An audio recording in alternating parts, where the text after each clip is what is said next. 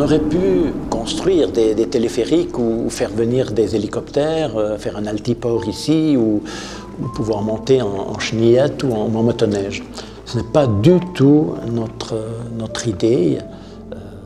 C'est ce chemin à parcourir pour venir à la maison est à l'image de notre chemin intérieur que nous avons à faire pour atteindre la maison.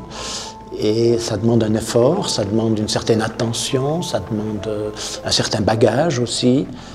Et si on prend un parallèle avec notre vie, il y a aussi un engagement que nous avons à avoir pour atteindre le sommet par excellence, qu'est le Christ, qu'est notre demeure du ciel, quoi. Oh là là. Dans la recherche de Dieu, l'effort est indispensable. La montée à l'hospice nous invite à prendre conscience de notre pauvreté, à prendre conscience qu'il y a des balises qui nous indiquent le chemin. On ne peut pas faire n'importe quoi, n'importe quand, n'importe comment. Il y a des éléments qu'il nous faut intégrer dans nos vies et ça demande un effort, certainement. Comme j'arrive depuis la fenêtre de la sacristie. J'espère qu'il ne souffle pas trop au col. Il est frisque, hein, le vent.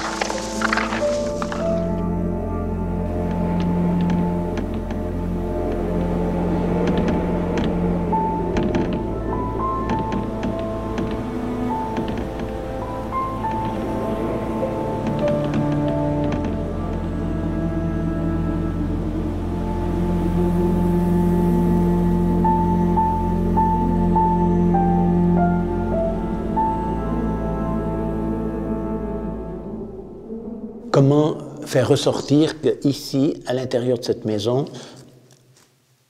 c'est pas comme dehors.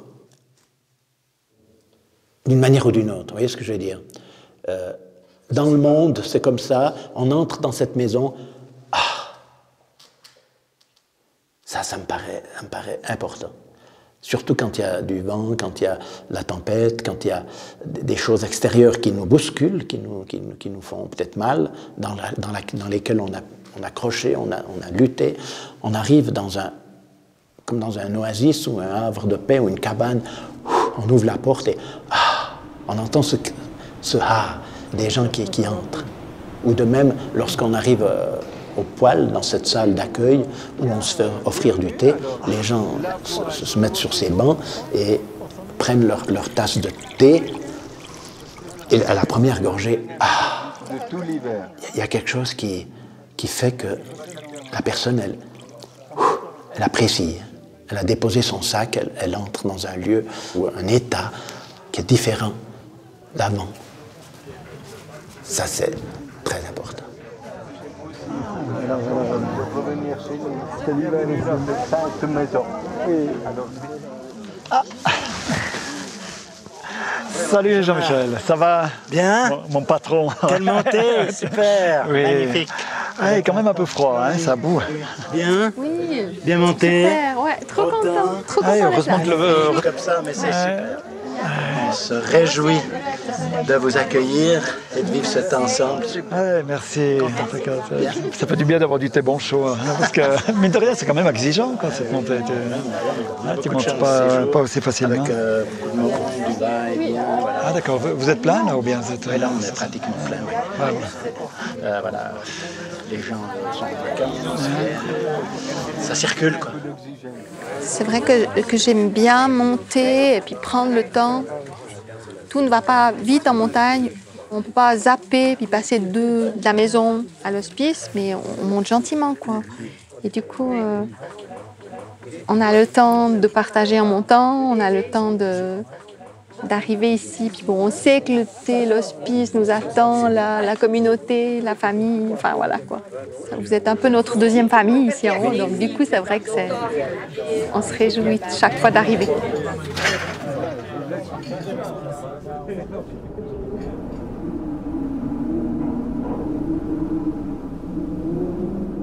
L'hospice du Grand Saint-Bernard est situé à 2500 mètres d'altitude en Suisse, dans les Alpes, sur un col frontière avec l'Italie. Il existe depuis près de 1000 ans. Durant les 7 mois d'hiver, l'hospice est isolé. Il n'est accessible qu'à ski ou en raquette et il faut compter 2 à 3 heures de marche pour y accéder depuis la plaine. Toute l'année, une petite communauté religieuse catholique de 4 membres, 3 chanoines et une oblate, reçoit ses hôtes qui sont plus de 11 000 par an à y séjourner.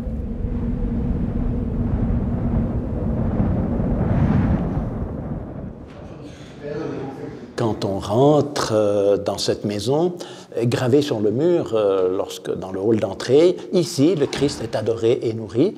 Cela veut dire que, à la fois, la vie dans cette maison est une vie de prière, d'adoration, de contemplation. Il y a une dimension transcendantale, une dimension de prière, très forte, prière d'église, mais il y a aussi une dimension fraternelle, plus sociale, dans l'accueil, à travers le passant, à travers le touriste, à travers le skieur qui passe et que nous essayons d'accueillir au mieux. La manière d'accueillir, la manière de leur donner le thé, c'est ça notre mission, c'est ça l'évangélisation. C'est la manière dont on le fait qui montre que l'autre a du prix. Et on est prêt, on est prêt à donner notre vie. S'il fallait aller chercher quelqu'un dans la tempête, on y va, quoi. On va tout faire pour... On ne connaît pas la personne, on ne sait pas qui est cette personne, mais on investit pour qu'elle soit hors danger, quoi. On essaye du moins.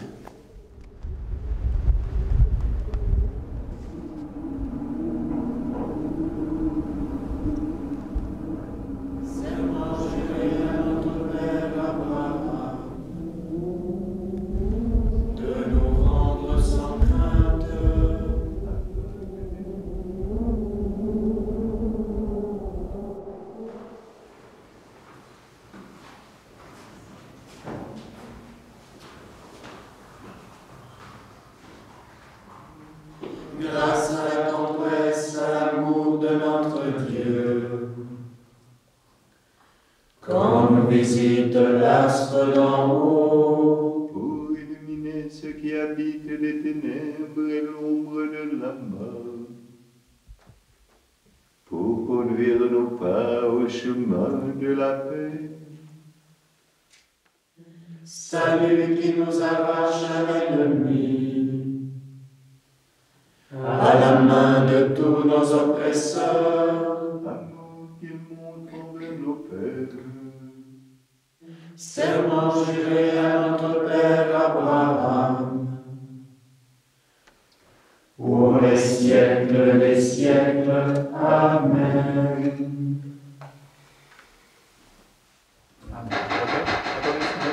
Seigneur notre Dieu, nous te rendons grâce pour cette nourriture que tu nous accordes aujourd'hui dans ton amour. Rends-nous capables de procurer le pain à ceux qui ont faim et de susciter la faim chez ceux qui ont du pain. Nous t'en prions par le Christ, notre unique Seigneur. Amen. Compris. Voilà.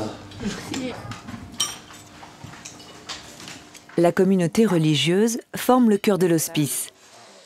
Chaque jour, elle partage ses repas avec l'équipe de laïcs, appelée maisonnée, qui l'aide dans l'accueil des voyageurs. Ils sont une dizaine d'employés ou de bénévoles à s'occuper essentiellement de la propreté des lieux, du service des repas et du bar. On commence 5e lingerie, puis après on descend, on fait cuisine poêle, et puis quand tout le monde arrive, on fait 4e, 3e. Parce qu'on tient aussi une comptabilité, on a un cahier du lait où on note... Ouais, mais il faut passer par Anne-Marie, si elle est là. Les chiffres que j'ai mis, c'est quand j'ai fait le planning. Oui, d'accord.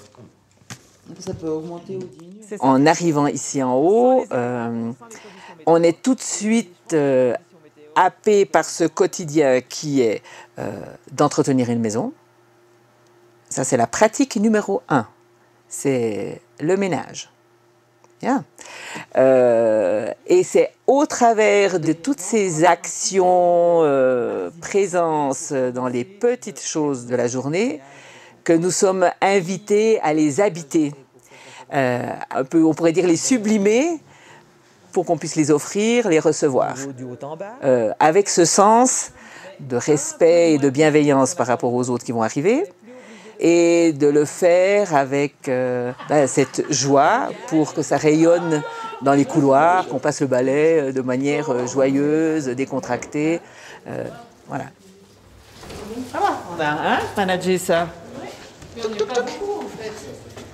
Alors.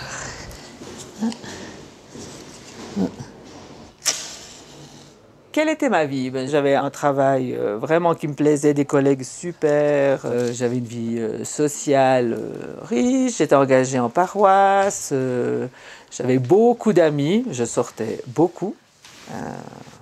Voilà, quand je suis venue ici, je pensais... je me voyais pas intendante, hein, pas du tout.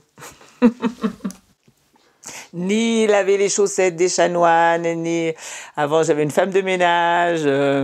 Alors, quand le prieur il m'a dit « Ah oui, alors, c'est quoi tes attentes ?» J'ai dit « Mais voilà, je sais pas, je viens ici, je suis disponible. » Et il m'a dit « Ah, ben alors, nous, ce qu'on a besoin, c'est d'une lingère. » Bien, premier exercice, lingère. Bon... C'était un peu bousculant, à tel point que mon entourage, mes anciens collègues de travail, mes amis, ma famille, sont tous montés voir dans quelle secte j'étais, parce que c'était très, très, très, très loin de moi. Comme ça.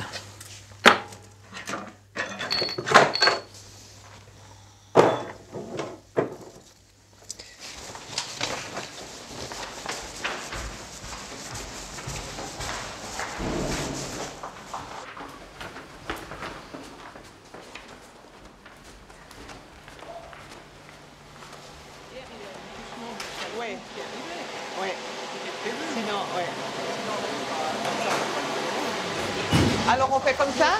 C'est toi qui mange avant et puis Patrick après? D'accord. Alors je lui dis, hein? J'aime bien le sac à dos, mais j'ai utilisé l'autre dans le dortoir. Donc c'est l'opportunité qui fait l'aspirateur pour moi. Ouais. Alors à toutes. À toutes.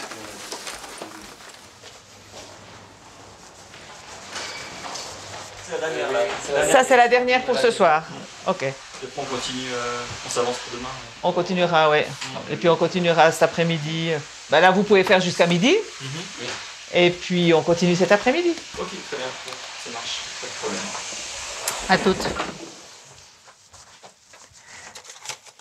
C'est une démarche spirituelle qui m'a amenée ici, où je me suis laissée conduire ici. C'est pas un choix rationnel. Mais ce qui m'habite, c'est une relation avec le Seigneur, avec le Christ. Et je suis d'accord de me laisser guider, parce que je fais beaucoup de choses que si je ne pensais pas que c'était le Christ, je ne ferais pas. Me voici Seigneur. Et me voici Seigneur, je suis sur cette montagne.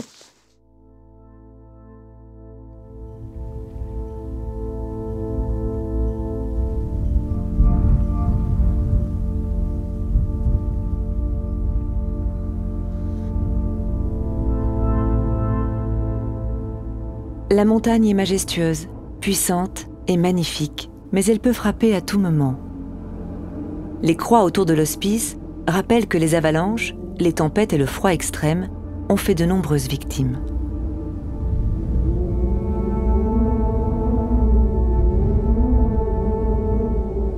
J'ai ce souvenir que pendant une semaine, on est resté 8 personnes à l'intérieur de cette maison sans pouvoir sortir à cause de la tempête et des dangers de neige.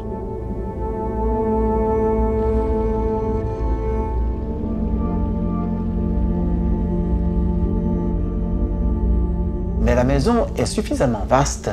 Il y a toujours un peu de travail pour s'occuper bien amplement à l'intérieur. Mais le fait de se sentir reclus à l'intérieur de la maison, sans pouvoir sortir, et surtout sans avoir de contact avec des personnes qui viennent de l'extérieur, ça peut paraître exigeant après un certain temps. Ça, c'est vrai.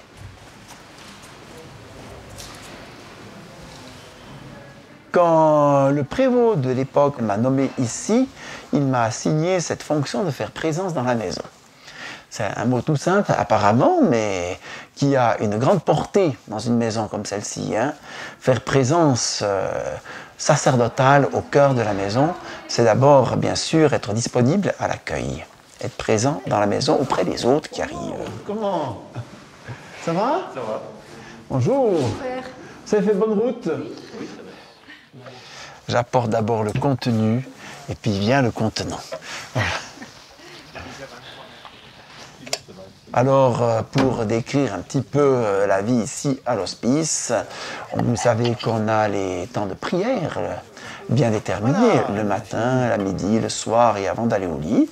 Ça rythme déjà la journée, donc ça donne une structure déjà dans la vie religieuse qui déborde sur les personnes de la maisonnée également et qui déborde également sur la vie des hôtes qui se calque sur le rythme de la vie religieuse qui est à la base pratiquement de tout le fonctionnement de cette maison. Un havre de paix, si je peux parler comme ça, une tranquillité, puis certains se confient, d'autres, voilà, ils demandent seulement des choses matérielles, à manger, à boire, l'hospitalité purement et simplement, voilà, il y a un peu tout ça. Nous, on vient chercher les deux. Ah, vous cherchez les deux, c'est magnifique alors ça, c'est magnifique. Et la montagne. Et la montagne. Ah, la montagne, bien sûr, parce que sinon vous ne viendrez pas ici si vous ne cherchez pas la montagne, je suppose, hein, voilà. Et dans la joie de vous voir. Oui, bon, au revoir alors, bonne descente, hein. On se fait du bien. Oui, ouais, très bien. À bientôt. Voilà. À bientôt. Oui, au revoir.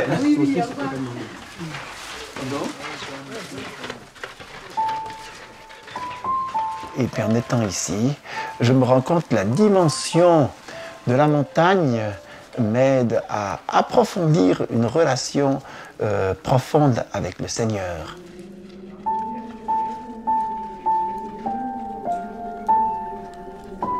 Et non seulement dans la prière, mais j'allais dire dans un face-à-face avec Dieu, avec moi-même, dans la mesure où je peux être en harmonie avec moi-même. Et alors là, je peux me sentir proche de Dieu. Et le silence de la montagne, l'isolement, comme on passe un certain temps, comme le mois de novembre, par exemple, eh bien, m'aide justement à une intimité plus forte avec le Seigneur.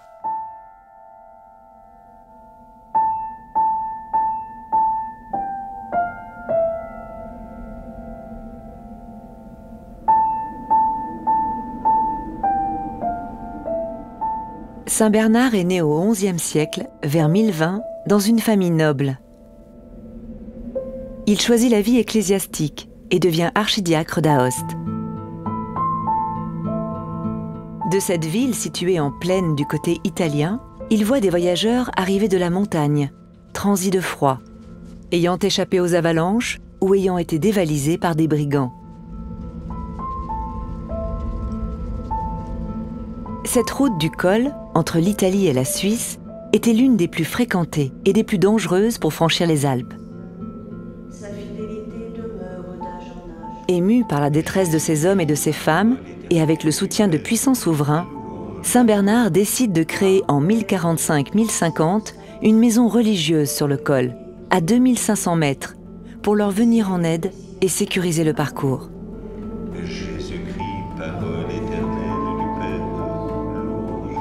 Et depuis bientôt 1000 ans, les chanoines réguliers de la congrégation du Grand Saint-Bernard œuvrent à servir et à secourir leurs prochains dans le Christ. Sans être des moines, les chanoines suivent la règle de saint Augustin qui se détermine par la mise en commun des biens, la mise en commun des personnes sous le même toit et la prière commune. Sa fidélité demeure d'âge en âge. Jésus-Christ, parole éternelle du Père, louange à toi. Gloire au Père et au Fils et au Saint-Esprit. Amen. Page 388. De la deuxième lettre de saint Paul apôtre aux Corinthiens. L'amour du Christ nous saisit quand nous pensons qu'un seul est mort pour tous et qu'ainsi tous sont passés par la mort. Je m'appelle Joseph Audecoeur, je vais sur 23 ans au mois de juin. J'ai une licence en histoire et là je fais une pause pendant 1 an ou 2. Et donc je me suis dit pourquoi pas le Grand Saint-Bernard, et donc voilà, prendre un peu de temps pour moi et puis réfléchir à l'avenir, ouais. Donc voilà. Ça fait 6 mois que je suis ici. Dieu qui fait toutes choses nouvelles, quand passe le vent de l'esprit, viens encore accomplir tes merveilles aujourd'hui. Quand on reste longtemps ici, on passe par plusieurs types d'émotions. Mais ce qu'il y a de vraiment d'important ici, dans ce cadre, c'est le fait qu'on soit tranquille, en fait, intérieurement. C'est ça qui est beau. Et on réfléchit sur soi-même, on médite, et en même temps, on est sur l'accueil du prochain. Et donc, on est aussi bien dans la solitude que dans l'accueil des personnes. Ô Seigneur sur la terre, maintenant.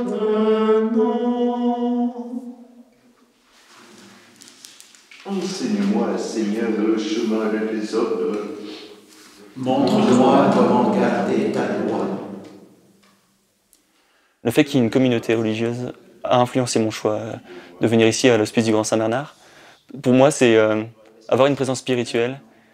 Ça permet de progresser, de faire des recherches sur soi et de toujours garder un lien avec la religion. Parce que quand on est dans un milieu universitaire ou autre, c'est difficile justement de continuer et de progresser sur le chemin de la foi.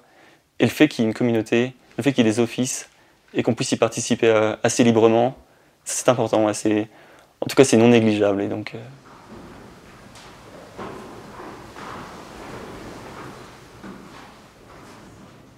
en fait, cette spiritualité de la montagne me touche assez intimement. Ouais. Le fait d'être petit, vulnérable au sein d'un milieu qui peut être hostile en fait, mais qui est en même temps élévateur. En fait, parce que quand on est dans le milieu de la ville ou en plaine, notre esprit est toujours attiré par je sais pas, quelque chose de simple, de la musique dans la rue par exemple, ou les voitures, ou tout ça. En fait, on avance mais sans voir. Et le fait de prendre du recul, justement, moi j'ai besoin de ça, j'ai besoin de cette solitude en tout cas, pour réfléchir et pour repartir sur des fondements nouveaux.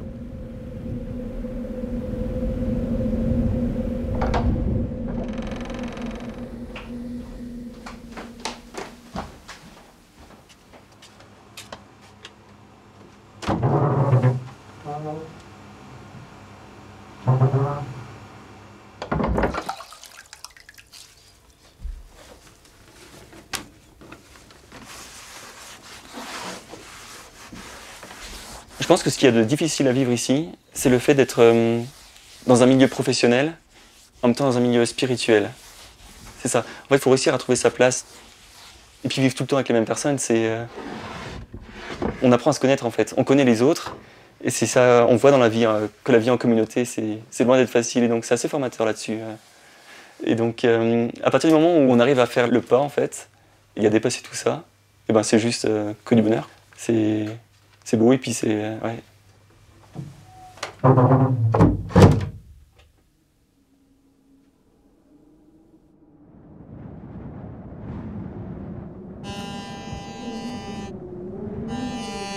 Oui, voilà, Jean-Michel Lonfin, bonjour.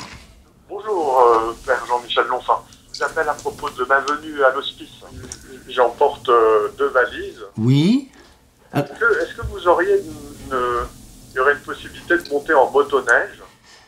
Alors voilà, la situation ici, hélas, nous n'avons pas de motoneige. Nous sommes à 2500 mètres d'altitude. Les valises, ce n'est pas l'idéal pour voyager non plus. Donc essayez, si vous le pouvez, de mettre vos affaires dans un seul sac. Ça me paraît... Pour marcher, avez-vous des raquettes ou vous montez à ski, à pot de phoque?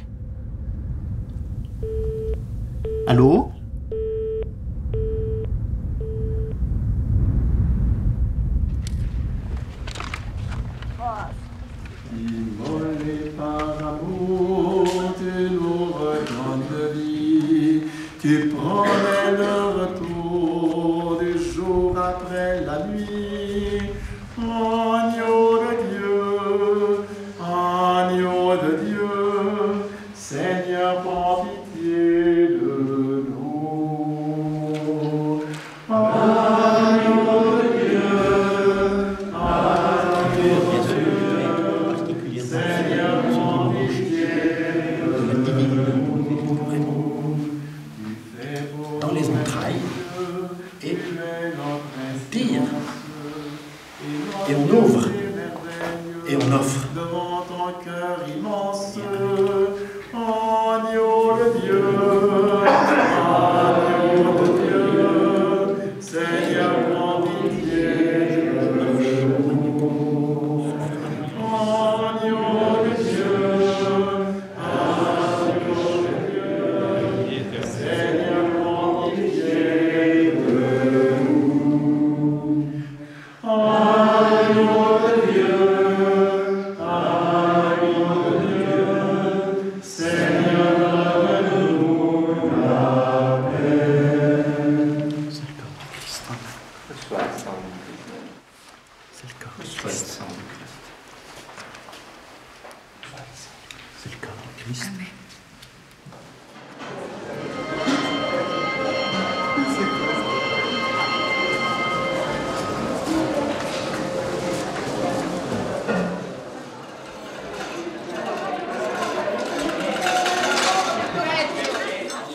L'olivier, il finit la fleur, il est en train de faire des olives.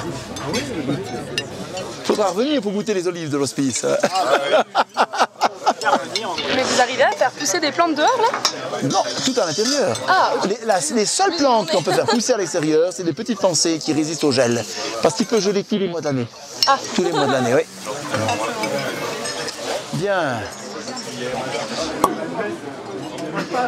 S'il vous plaît, vous avez les verres à vin qui sont dans le buffet là. Une bouteille de vin. Alors, vous allez au bar et puis on vous donnera là. Calme avec les bouteilles. Hein. Allez, je fais attention. C'est pas moi qu'il faut dire ça, Raphaël, c'est aux autres. Je n'y suis pour rien.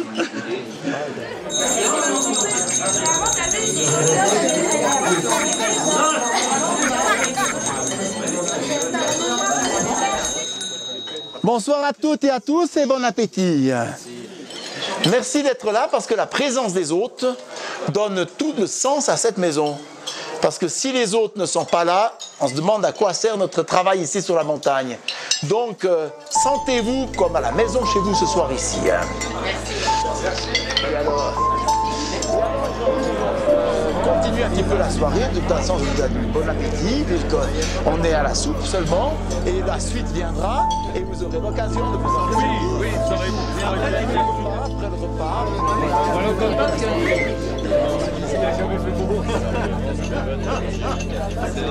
Et après, il y avait 15 jours pour redescendre.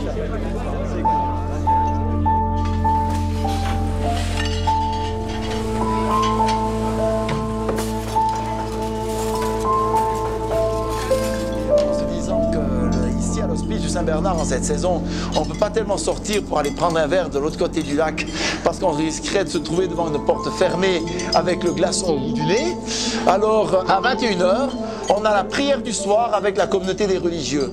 Et puis sinon, vous avez encore la possibilité de vous trouver au salon à l'étage où il y a aussi des jeux de société et puis des livres très sérieux comme des bandes dessinées.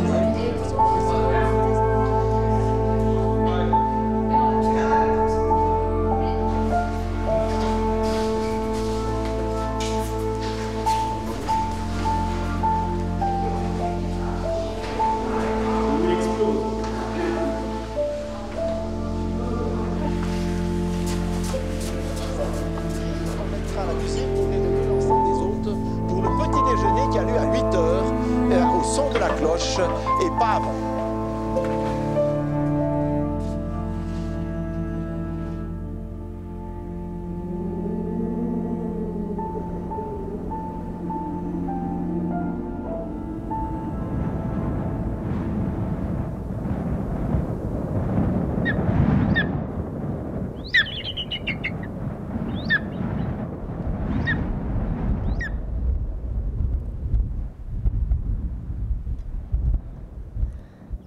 Est-ce que l'accueil va plus profondément que le moment de la rencontre? En approfondissant la personne, on peut finalement faire ce rôle d'accompagner les gens, comme le faisaient autrefois les anciens, d'un état à un autre état, d'un endroit à un autre endroit. C'est ça qui est important, c'est de marcher un moment avec la personne dans une situation de passage, qui est toujours délicat dans leur vie. Et les pèlerins qui passent, des fois on arrive à discuter on essaye de les accompagner un bout.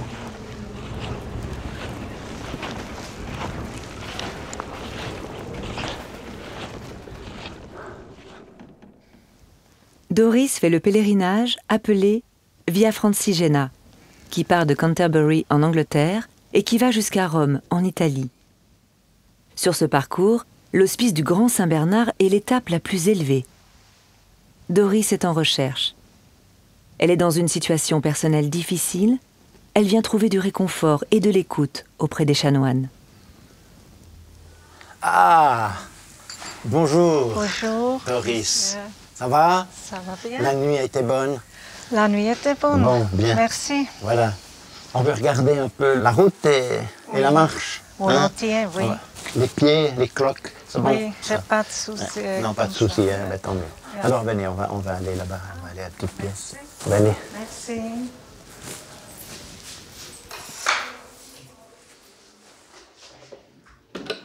Tu as le petit planning, tu as le programme. Oui, j'ai un programme, oui. Voilà. J'aimerais arriver dans l'autre étape. Parce qu'ici, il y a la neige. Oui. Ah oui, oui, tu vas sortir de la neige. Oui, oui. Oui, très bien. J'aimerais arriver à Echeveno. Echeveno, oui, voilà. Mais je crois, ici, je ne peux pas prendre le chemin normal pour les pèlerins. Je dois prendre la piste. Oui. Tu vas prendre la route, elle est bien tracée. Oui. Il y a peu de neige. Okay. On va te prêter des raquettes pour faire le petit passage derrière le lac. On va t'accompagner et tu vas poursuivre ta route jusqu'à Echeveno. Sans problème, sans aucun problème. Sans problème. Formidable. Oui. On va allumer la petite lumière parce que c'est important, la présence. Il n'y a pas seulement que toi qui marches. Beaucoup de pèlerins marchent sur la Via Francigena. Tu as rencontré des gens? Un couple, j'ai rencontré, oui. Vous avez échangé, vous avez parlé un peu? Non, toujours, on parle toujours sur le chemin et pourquoi on est sur le chemin. Et on prend le temps pour parler ensemble. Mais je trouve aussi, j'aimerais vivre maintenant, aujourd'hui, maintenant, et à ce moment. Oui. C'est important. Important. Pas trop penser qu'est-ce qui va passer au futur. Le moment présent. C'est le moment présent, c'est ça, c'est très important. Mais tu arrives à nous dire peut-être qu'est-ce que tu ressens, pourquoi est-ce que tu es venu là, où vas-tu finalement?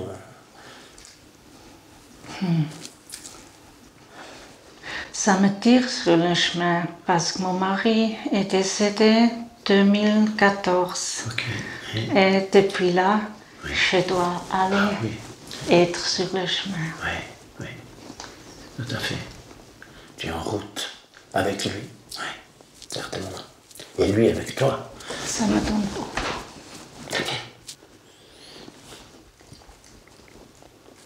C'est bon. La route nous invite à avancer. Et des fois, ça fait du bien de parler avec quelqu'un.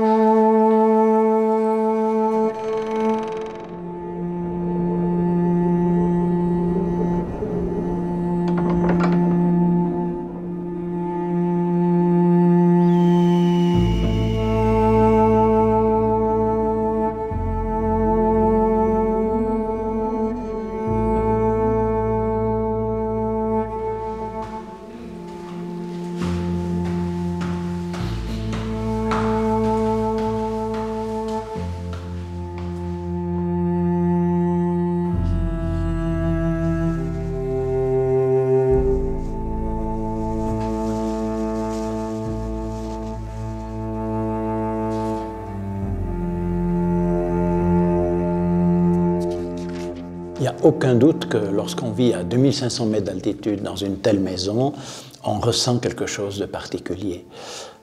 On compare souvent cette maison à un paquebot qui part en mer à travers les éléments de la nature qui peuvent se déchaîner, et ainsi également sur la montagne, il y a une relation toute spéciale avec la nature, avec la dimension spirituelle, parce qu'on est tout petit au cœur de cette création et on est au gré des éléments naturels, des avalanches, de la tempête, de la pluie, de la neige, du soleil. On est là dans cette maison et très souvent, à tout moment, on regarde vers le haut pour cette dimension spirituelle.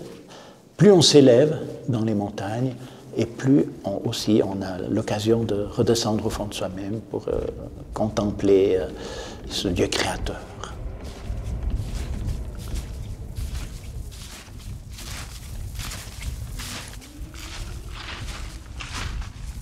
Le silence dans la montagne est extrêmement important, on le sent bien lorsque nous marchons, lorsque nous nous éloignons de la maison. Tout de suite, après 5 minutes, nous sommes dans le silence total. C'est très fort, ça. Un grand silence qui nous invite à rencontrer l'autre avec un grand A d'une manière particulière.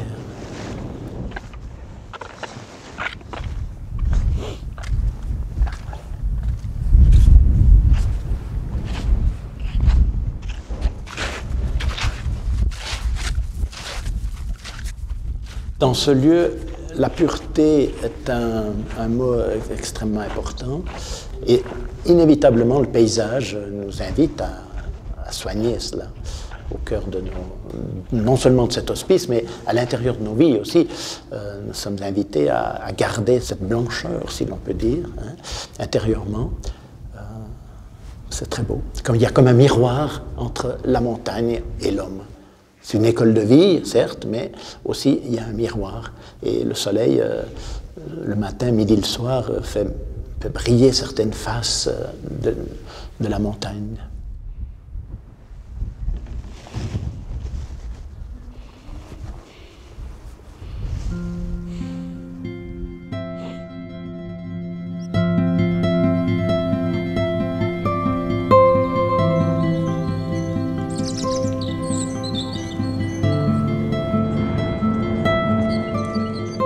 Après les 7 mois d'hiver, et dès le 1er juin, la route est ouverte. Cela annonce la courte saison d'été. Il est maintenant possible d'aller en voiture en Italie par le col jusqu'au 15 octobre. On dit qu'au Grand Saint-Bernard, il n'y a que 2 saisons, l'hiver et l'été. L'été, les rapports entre les chanoines et les visiteurs diffèrent. Une pastorale du tourisme s'installe. L'hospice continue d'accueillir les voyageurs, mais l'attraction principale devient les chiens Saint-Bernard. Aujourd'hui, les chanoines n'utilisent plus les chiens pour chercher les victimes d'avalanches. Les Saint-Bernard vivent dorénavant en plaine et ne remontent sur le col qu'en été. Pendant l'été, la présence des visiteurs, je n'aime pas le mot touriste, eh bien, fait en sorte que les rapports sont bien différents. Parce que la grande partie des visiteurs qui viennent ici, justement, comme leur nom l'indique, pour visiter, arrivent dans l'hospice. Certains regardent avec un peu un œil curieux, ils passent, ils vont peut-être jusqu'aux toilettes, ça c'est un passage qui est obligé pour beaucoup de monde, et puis ensuite ils visitent les lieux et puis s'en vont de nouveau. Voilà. On n'a pas eu l'occasion de leur servir la soupe et de parler avec eux. Ça veut dire que vous voyez que l'intimité, elle n'est plus aussi réservée comme en hiver, et en été il y a un anonymat beaucoup plus grand ici, sur le col. Mais là, je connais, il faut 1 heure pour monter puis 1 heure pour descendre.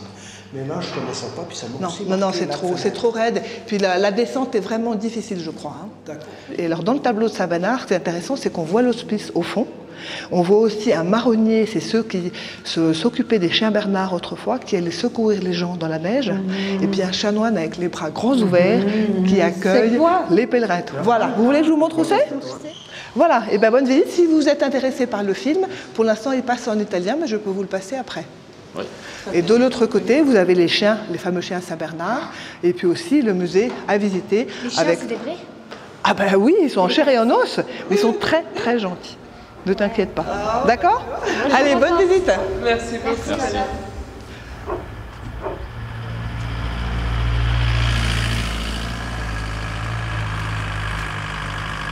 En ce qui nous concerne pour l'accueil, que ce soit le visiteur ponctuel qui vient là rien que pour 10 minutes ou 5 minutes, ou bien l'autre qui vient demander l'hospitalité ici à l'hospice, on essaie de le faire dans l'esprit de Saint-Bernard, avec la fameuse devise « Ici le Christ est adoré et nourri ». Voilà.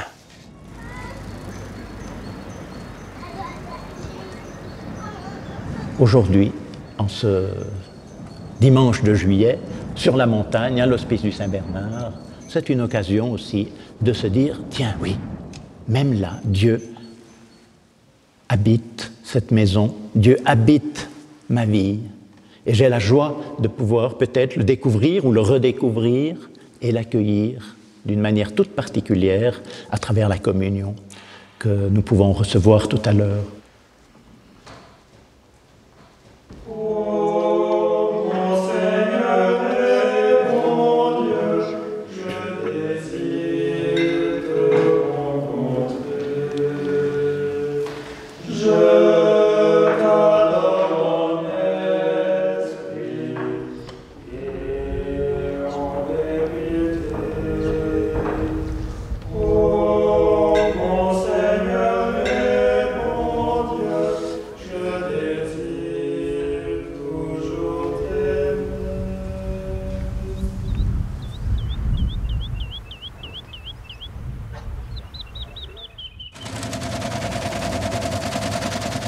Ok, enlève le lait, parce que je pense que le lait ça doit jouer. Puis tu mets le café à fond. Ah non? Oui. On a pris le truc ici.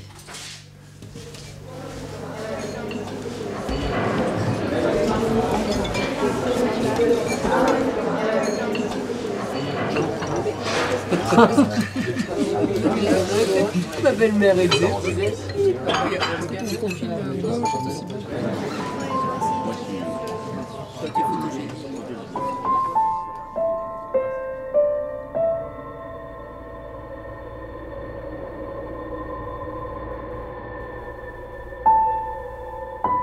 Dans ces journées que je passe à l'hospice,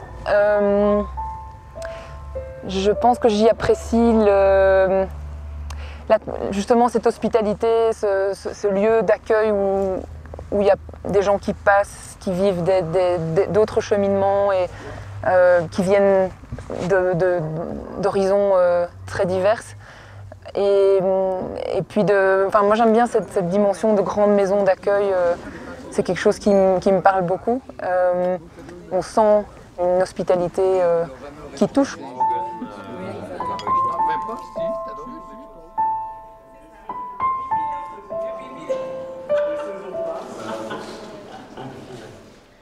Dans les années 60, les chanoines développent une spiritualité de la montagne. La montagne peut devenir une école de vérité. On apprend à dépasser le temps pour atteindre l'être, à dépasser l'agitation pour participer à la paix de Dieu et à vivre dans le moment présent. Depuis plus de 50 ans, l'hospice organise des camps de neige et des randonnées encadrés par un guide de montagne et par un prêtre, afin de suivre cette spiritualité. Je voulais juste vérifier avec vous avant que vous avez bien pris... Valérie rejoint un groupe dans le Jura pour une marche d'1 semaine avec le père Jean-Michel Lonfa. Est-ce que vous avez tous le pique-nique, c'est bon? Ouais. Ok.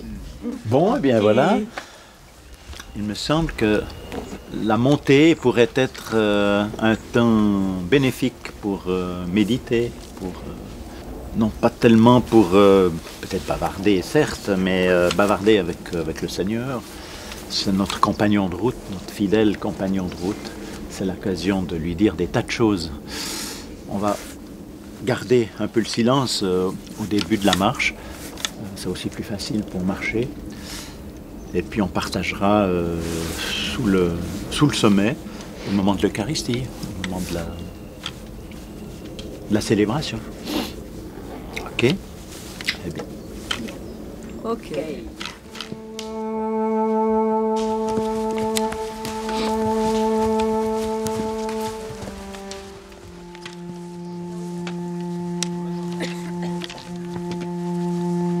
Je pense qu'il y a quelque chose en moi qui vibre beaucoup avec la montagne. J'y retrouve, je pense, à nouveau ce retour à... En fait, on ne peut pas mentir en fait, en montagne, on peut qu'être vrai avec soi. Et puis, moi, quand je vois la grandeur de la nature autour de moi, ça me rappelle aussi notre fragilité, notre retour à notre place, quoi. Et puis il y a un rapport de liberté aussi. Enfin, moi je me sens revivre, je me sens libre en fait, nourrie et ouais.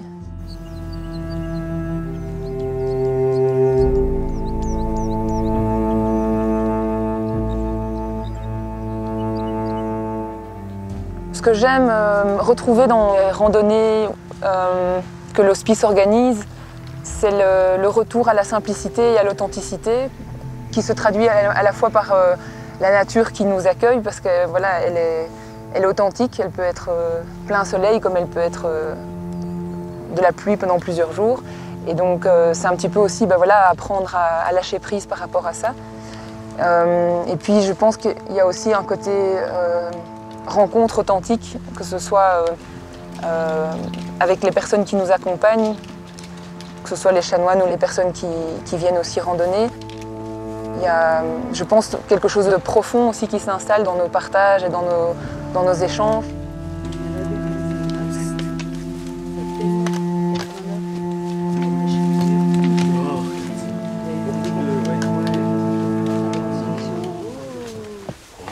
La première vraie vue.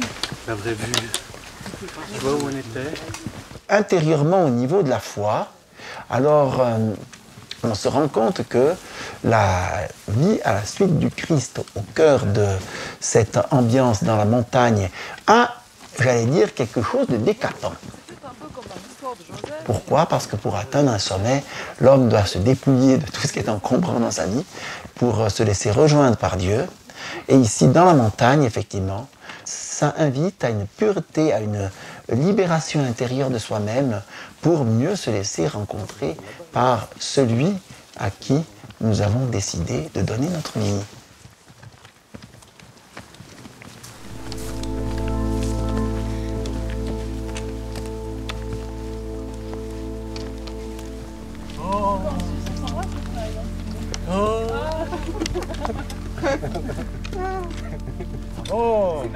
Il y a en nous cette présence de Dieu qui est très active.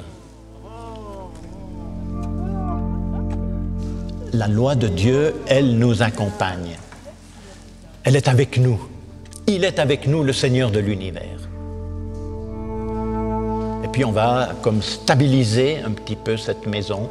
On va y faire un temple, une grande maison, une belle maison très riche. Et on va y mettre au centre, dans le Saint des Saints, on va y déposer l'Arche d'Alliance. On va y déposer Dieu.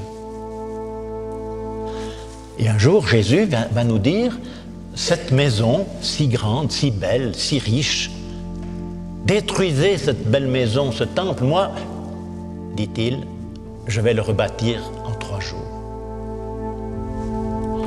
La vie de l'homme va devenir cette demeure merveilleuse où Dieu va être présent. Et c'est pour nous une grande joie de savoir que si je trouve ce Dieu à l'intérieur de ma vie, alors je vais faire un acte extrêmement important, je vais me déposséder, en fait. Je vais vendre, d'une certaine manière, tout ce qui envahit ma vie. Et Dieu sait s'il y a beaucoup de choses qui viennent envahir nos vies. Il va falloir se déposséder petit à petit pour garder la seule et unique perle, ce seul et unique trésor qui habite ma vie, c'est la vie divine.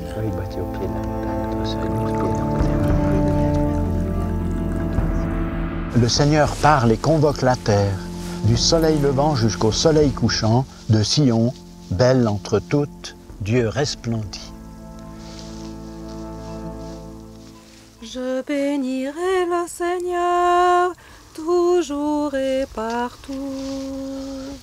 Je bénirai le Seigneur toujours et partout.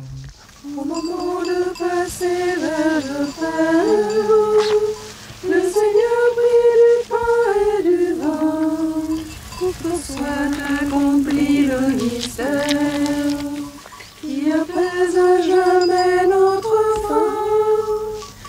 Voici le corps et le sang du Seigneur, la coupe du salut.